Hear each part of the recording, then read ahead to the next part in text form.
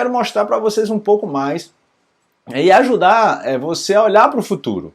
E para fazer isso eu fui buscar ajuda e apoio naquelas que são as maiores referências, né, de tendências, e nesse caso a revista The Economist, uma revista inglesa, e que tem uma notoriedade, uma autoridade muito grande, né, na economia mundial, e ela apontou 20 tendências. Eu não vou aqui, nesse vídeo, falar de todas as 20 tendências, mas eu selecionei 6 tendências que vão ajudar você a entender o impacto que tudo isso está acontecendo no consumidor e, naturalmente, quando acontece com o consumidor, vai afetar tanto a você quanto a mim. Se nós estivermos observando do ponto de vista empreendedor, problemas são oportunidades. Então, nós estamos num momento em que existem vários problemas e, da mesma forma como pessoas aproveitaram e criaram máscaras, venderam álcool em gel, né, durante aquele período que o problema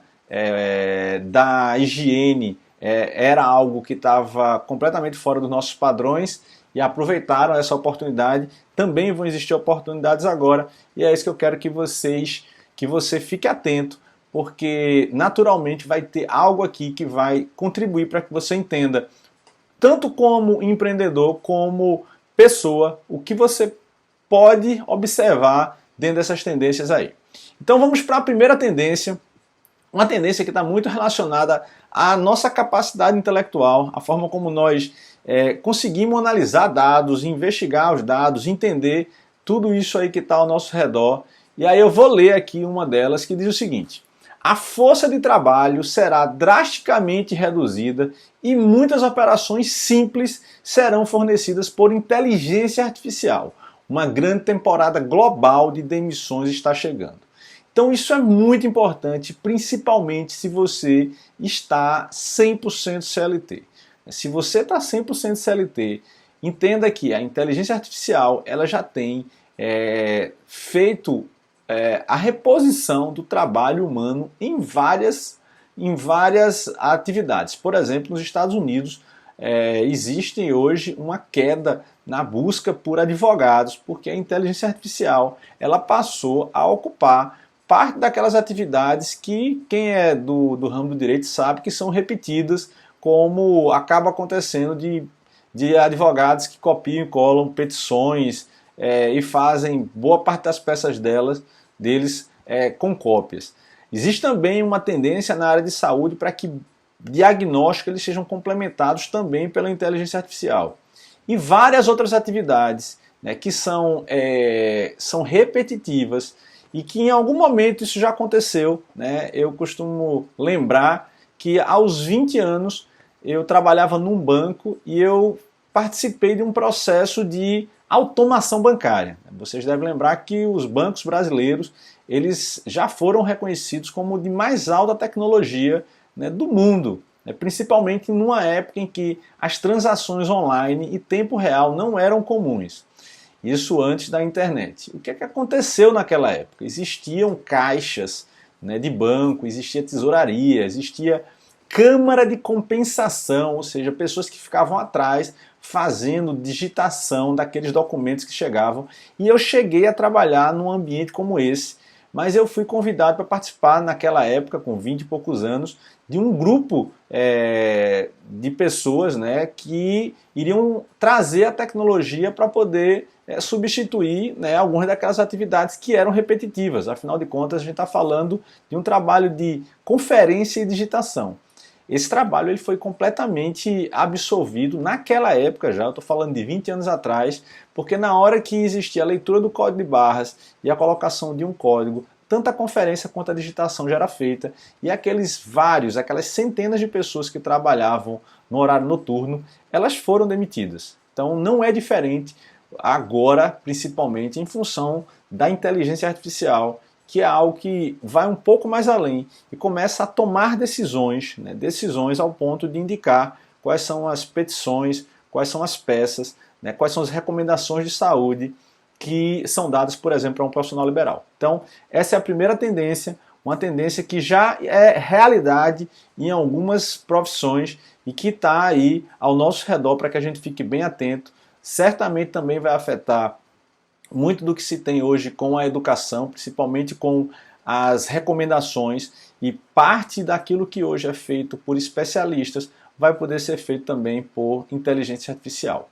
E aí vem uma segunda que diz o seguinte: o sistema médico será adaptado com a tecnologia remota para sempre. Uma consulta médica por teleconferência será normal. Pessoal, já é comum em outros países a telemedicina, a telesaúde. Aqui em Pernambuco eu vi um dado que antes da pandemia, pouco mais de 200 pessoas, 200 psicólogos faziam atendimento online. E em 2021, nós estamos agora exatamente no mês de abril, e já existem 5.000 pessoas que estão fazendo atendimento online. Então, os profissionais de saúde, o profissional liberal, né, que muitas vezes exigia que houvesse o atendimento presencial, ele vai fazer esse atendimento remoto. E boa parte dos exames, das informações, vão ser dados à distância. Então, essa é outra tendência que já está muito clara e que também já está acontecendo, mas o The Economist coloca como sendo algo que vai continuar, que vai se manter. Vamos agora para a terceira tendência que eu selecionei, que diz o seguinte: tudo o que é repetitivo torna-se virtual e em regime de assinatura.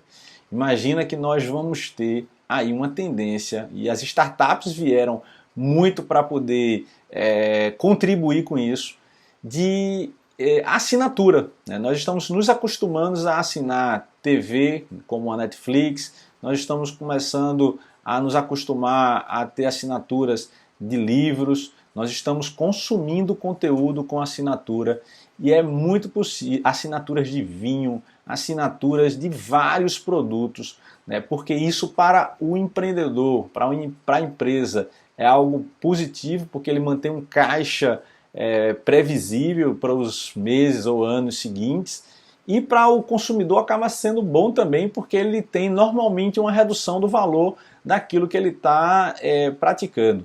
Então, esse sistema de assinatura, inclusive de saúde, né, inclusive de serviços especialistas, ele pode acontecer, né? Imagina que você hoje tem plataformas de contabilidade que custam 1/10 do que um profissional, né, da contabilidade cobra. E você pode questionar, você pode se incomodar com isso, mas o fato é que nós temos hoje a possibilidade, sim, de ter vários serviços que estão como assinatura e estão em plataformas. E isso também reforça a tendência de que algumas das profissões, né, que são repetitivas, elas vão ser substituídas. E isso daí ele tem um efeito gigantesco na vida de profissionais CLT e de profissionais liberais, né, que muitas vezes têm atividades repetitivas, mais uma vez, ou diagnósticos repetitivos, mas sem dúvida vai ajudar a acionar comportamentos empreendedores, ajudar a fazer com que você possa extrair de você mais recursos empreendedores. É importante lembrar também que se você é um empreendedor, né, um empreendedor pequeno, um empreendedor iniciante, esse momento que aconteceu já em 2020 da pandemia, que certamente fez com que muitos fechassem. Então, se você está vendo esse vídeo e você continua com o seu empreendimento, parabéns, você faz parte de um grupo que conseguiu ultrapassar esse maremoto que caiu sobre a maioria dos empresários, e principalmente você começou agora.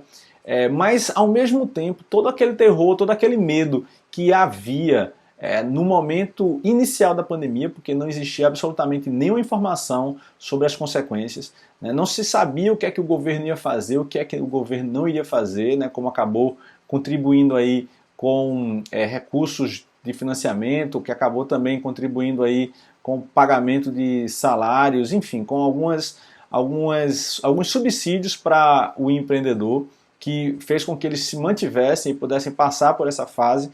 O fato é que hoje já existe uma previsibilidade maior, inclusive do comportamento do consumidor.